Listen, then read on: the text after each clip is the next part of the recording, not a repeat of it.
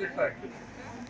Mais comme le dit Yves Verrier, secrétaire général de Force ouvrière, dans ce contexte de crise sanitaire majeure à laquelle nous sommes confrontés, dont les conséquences n'épargnent aucun secteur d'activité, il s'agit d'assurer à la fois la protection des personnels et des enfants, en l'occurrence au sein de l'éducation nationale pour ce qui concerne les écoles, les collèges et les lycées, et la continuité de la mission d'instruction publique à égalité et dans les meilleures conditions pour toutes et tous les élèves.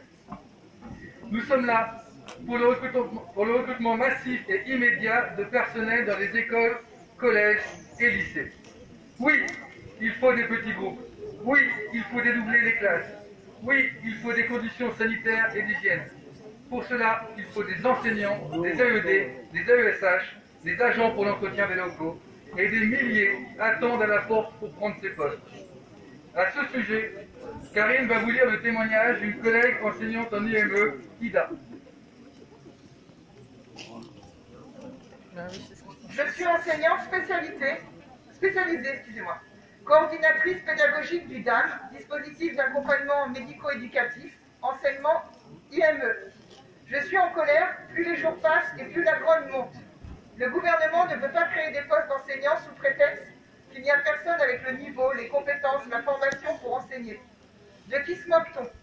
Je suis enseignante spécialisée depuis 2005, après un parcours chaotique. En 1991, Bac plus 2 en poche, je m'inscris à la FPE.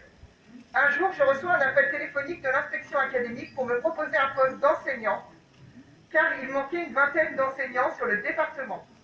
Quelques jours plus tard, comme 24 autres recrutés, je me retrouve dans une classe sans aucune formation ni aucune aide. J'étais une suppléante éventuelle, un nom bien trouvé car l'emploi est renouvelé au bon vouloir de l'Éducation nationale. Pendant des années, nous, les suppléants éventuels, nous combattons avec le syndicat StudiFO qui défendait la revendication de titularisation. Il a fallu se battre pour avoir un accès à un concours interne, puis à une titularisation, afin d'obtenir les mêmes droits et rémunérations que nos collègues. Ce statut de suppléant éventuel m'a collé à la peau pendant la douzaine d'années où j'ai enseigné dans les écoles et établissements spécialisés, sans le diplôme, sans la qualification, sans la formation et sans le salaire des titulaires. Mais durant ces années, combien d'enfants n'auraient pu bénéficier des apprentissages auxquels ils avaient le droit si nous, non diplômés, avions été écartés de ces écoles où nous avons enseigné? Alors lorsque j'entends que la création immédiate de postes d'enseignants n'est pas possible, je ne comprends pas, je n'accepte pas. Il faut tout de suite des moyens humains et matériels afin de maintenir les écoles ouvertes, de protéger les enfants et tous les personnels. Il faut tout de suite embaucher massivement des enseignants et des personnels, comme j'ai moi-même été recrutée à l'époque.